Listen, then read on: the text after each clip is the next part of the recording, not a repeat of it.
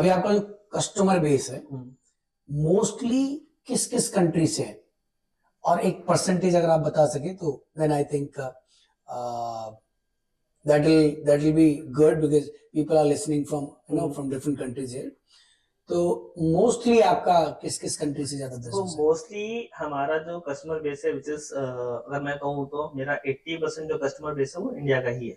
India का हो गया। इंडिया में बिगर एजेंसीज हैं, 1000+ एम्प्लॉइज हैं, वो कंपनीज हैं, टेक स्पेशलिस्ट हैं, वो हमारे कस्टमर्स हैं एज इन इंडिया।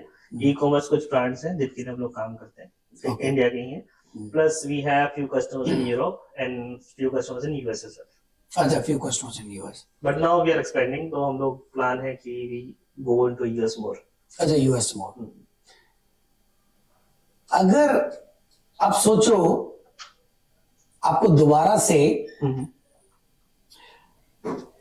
ये बिजनेस स्टार्ट करना है दोबारा, आप भूल जाओ कि आपने नो नॉट भूल जाओ, आई वुड से आपको यही बिजनेस, सेम बिजनेस अगले 30 दिन में एक अच्छे लेवल पे लेके जाना है, तो आप वापस इस बिजनेस को किस तरह से सेटअप करोगे? अगर आप आज आपको, बिकॉज आपने स्टार्टिंग में किया, बहुत सारे फेलियर्स देखे, राइट, एंड आपने बहुत सारी लर्निंग की, देन बहुत सारी चीजें फिर इम्प्लीमेंट किया। आज आप बिजनेस यही सेम सेटअप करोगे तो क्या क्या टीम बनाओगे, राइट, इनिशियल लेवल पे? बिकॉज आप सोचोगे आप अकेले होंगे एंड देन 30 दिन के अंदर में यही टीम सेटअप हो जाएगी, बट डे वन से आपका कैसे प्रोसेस है? ओके, तो टू बी ऑनेस्ट देखो, व्हिच इज जिस चीज के मैं सबसे ज्यादा अगेंस्ट था, which is one is cofounder. Okay, ठीक है। तो टू बी ऑनेस्ट मेरा जो प्लान था इस बिजनेस को शुरू करने का, वो ये था कि I need to handle single handedly, ठीक है ना। और अब वो इस लेवल पे पहुंच चुका है कि अब को-फाउंडर की रिक्वायरमेंट नहीं है, बट इनिशियली किसी भी कंपनी को चलाने के लिए आपको दो लोगों की जरूरत है। One is who can handle operations, one who can handle sales, ठीक है ना। अगर आपको को-फाउंडर नहीं रखना है तो आपको सबसे पहला स्टेप आपका ये होना चाहिए कि you must have a good sales team basically. क्योंकि ठीक है, मैं 100 लोगों को जानता हूँ, मैं आज बोल दूंगा कि जी मेरे को अपना बिजनेस शुरू कर रहा हूँ, आप लोग काम दे दो, ठीक है। जो मेरे अच्छे नोन में है they can give you the work, ठीक है ना। वो 2 महीने 3 महीने 4 महीने 6 महीने चल जाएगा, उसके बाद क्या करोगे आप?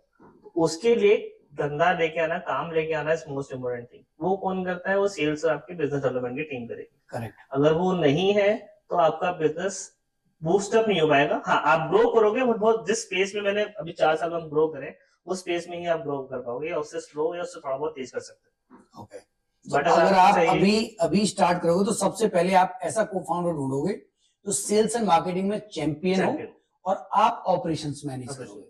वो I am good at operations. आपको डिजाइन बनवाने हैं, आपको टेक में कुछ समझना है, कुछ निकालना है, वीडियोस, एसईओ, शूट्स, प्रोडक्शंस, वो सब में I am pro. But sales में मैं अभी भी स्टिल लर्निंग, ऑब्वियसली मैं तो उसमें भी लर्न कर रहा हूँ, बट सेल्स मेरे लिए, अगर मैं क्योंकि मैं डिजाइन और बाकी सब चीजों में 80% हूँ, तो सेल्स में अभी 10 to 20%। ओके, पिच करना है, जाना है, पीछे पड़ना है, बिकॉज मेरे से किसी से पीछे नहीं पड़ा जाता। जो सेल्स वाले हैं कि आपको बार बार फॉलोअप करेंगे, मेरे से नहीं होता। बस देख, ठीक है, आपको काम कराना है तो आप आ जाओ, नहीं कराना है तो आप मत आओ। अभी सबसे बड़ा क्वेश्चन किसी भी स्टार्टअप के लिए आता है, किसी भी कंपनी के लिए आता है कि यार हमें अपनी जो ये वाली टीम है वो इंटरनल हायर करनी चाहिए, और करनी चाहिए तो किस स्टेज पे हायर करनी चाहिए, या इस सारे काम को आउटसोर्स कर देना चाहिए? तो आपका इसमें क्या थॉट है? टू बी ऑनेस्ट मैं बोलूँ तो दोनों ऑप्शन बेटर है, बट डिपेंड्स ऑन कि आपके पास सिर्फ एक ही पॉइंट है which is fund and expertise. ये दो ऑप्शन है। तो अगर आपके पास में डिजाइन एक्सपर्टीज है, खुद की मार्केटिंग डिजाइन एक्सपर्टीज है, तो आप इन हाउस टीम हायर करो, और आपके पास फंड है तो ओके। फॉर एग्जाम्पल, जैसे कि अगर आप आज एक फ्रेशर भी अगर आप हायर कर रहे हो तो आपको 20-25 हजार रुपए के अराउंड एक फ्रेशर मिलेगा, for example as a designer.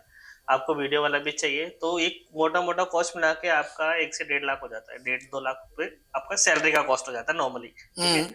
उसके बाद में आपका सिस्टम कॉस्ट आएगा। एज अ डिजाइनर आप किसी को दे रहे हो तो ऑब्वियस सी बात है, you need a high configuration laptops, है ना।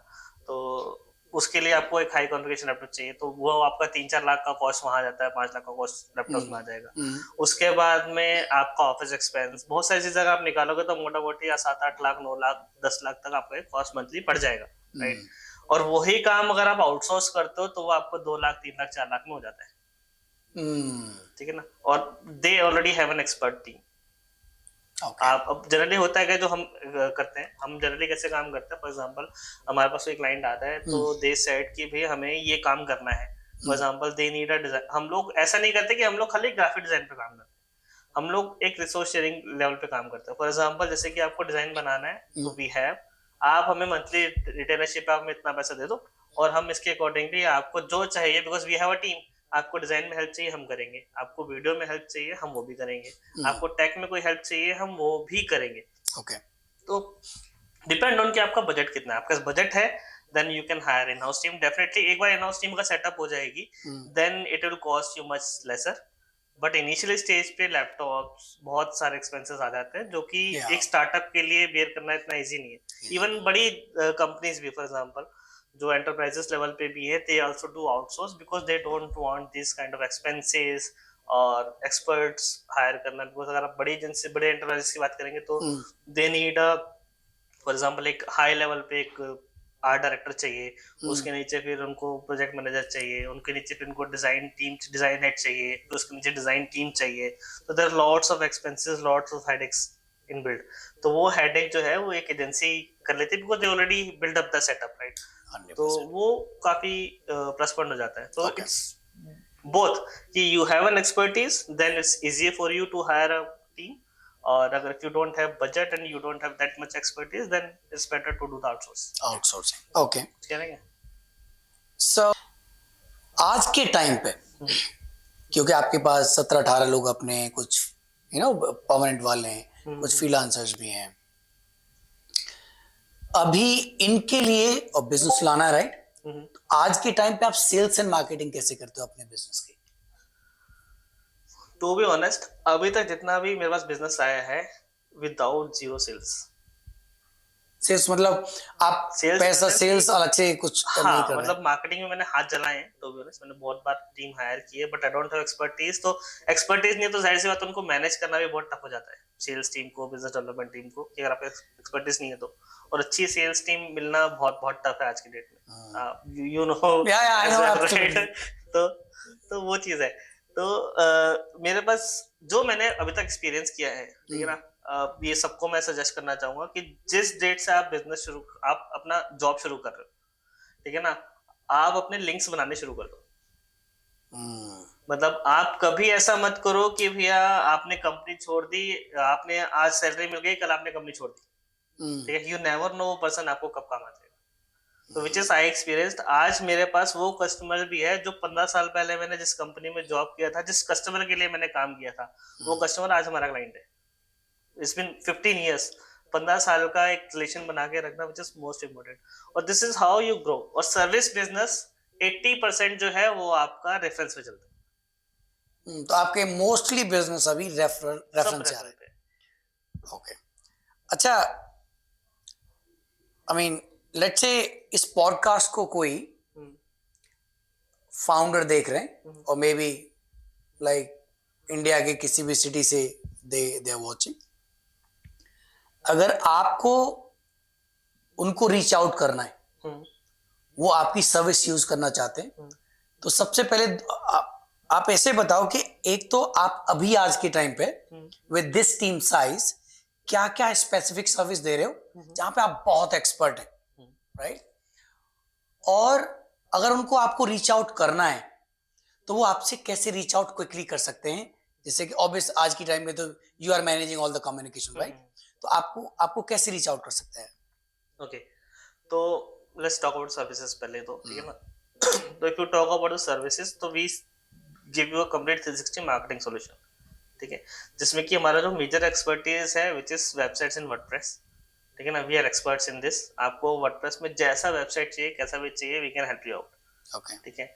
और definitely we don't talk about the budgets as well यहाँ पे, कि budgeted websites is not that much की जो हमारा एक्सपर्टीज है। We will provide you, but उसके लिए हम लोग चार्ज भी उस हिसाब से करते हैं, टू बी ऑनेस्ट, राइट। अभी है ना. Second thing is we have an expertise in design.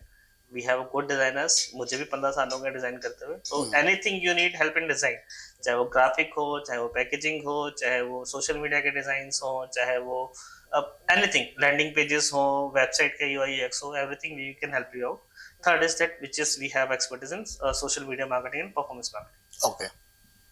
तो ये हमारी जो मेजरली 4 कोर सर्विसेज है जिसमें हम लोग काम करते हैं. और किस किस तरह की बिजनेस को ये आप अभी तक सर्विस दे रहे हो? तो अभी करेंटली अगर मैं बात कहूँ तो we have a specialisation in edtech companies. ठीक है ना. Edtech companies we have a good, और we also work with travel and e commerce as well. तो कुछ ई कॉमर्स कस्टमर्स है जिनके लिए हम लोग सोशल मीडिया मैनेज करते हैं.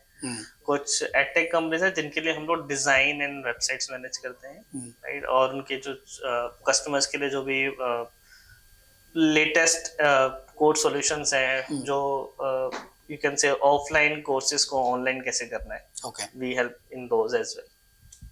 ओके. एंड अभी द लास्ट मेरा वो रह गया कि वो आपको रीच आउट कैसे करेंगे? ओके.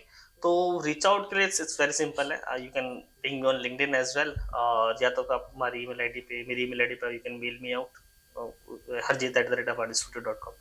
या वेबसाइट के थ्रू वो कांटेक्ट सबमिट फॉर्म कर देना. वो तो बहुत इजी है. Anybody can do it, right. So that's how. Okay. Okay. ये मैंने बहुत ज्यादा जैसे लोगों को ना डिफरेंशिएट नहीं कर पाते आज की डेट में एजेंसी में और फ्रीलांसर में, राइट. अगर कोई 3 या 4 लोगों की टीम बैठी है and they all are freelancers, they are also saying agency.